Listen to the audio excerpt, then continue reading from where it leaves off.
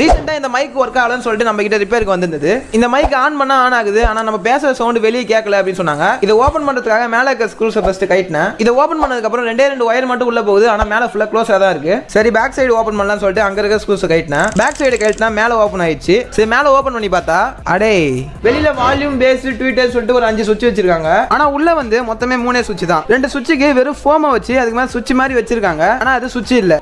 நான் அப்படியே ஷாக் ஆயிட்டேன். ஆக்சுவலா இருக்கிறதே 3 சுவிட்ச் தான். இதுக்கு டாப்ல இருக்கிறது தான் மைக் காம்போனன்ட். அதுல இருந்து ஆடியோ கேப்சர் பண்ணி இந்த போர்டுக்கு வருது. இப்போ அதை தனியா ரிமூவ் பண்ணிட்டு போர்டுக்கு கீழே பேட்டரியும் ஸ்பீக்கரும் கனெக்ட் ஆகுது, அதையும் ரிமூவ் பண்ணிட்டேன்.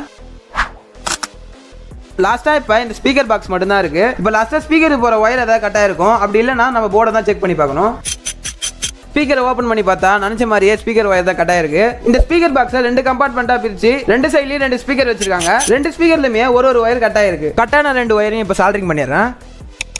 கட்டான 2 ஒயரையும் பர்ஃபெக்ட்டா சால்டரிங் பண்ணிட்டு ஸ்பீக்கர் பாக்ஸ் உள்ளே ஃபிக்ஸ் பண்ணிட்டேன். இப்போ நம்ம போர்டு பேட்டரி எல்லாத்தையும் பழையபடி அரேஞ்ச் பண்ணிடலாம்.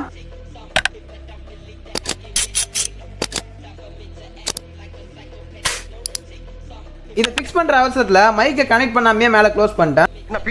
அப்ப திருப்பி இதை ஓபன் பண்ணிட்டு மைக்கை கனெக்ட் பண்ணிட்டு இதை ஃபிக்ஸ் பண்ணிட்டேன். இது ஒர்க் ஆகுதா இல்லையான்னு பார்க்கறதுக்கு முன்னாடி இந்த மாதிரி வீடியோஸ் பார்க்க இந்த வீடியோக்கு லைக் கொடுத்து நம்ம சேனலுக்கு சப்ஸ்கிரைப் பண்ணி ஃபாலோ பண்ணிக்கோங்க.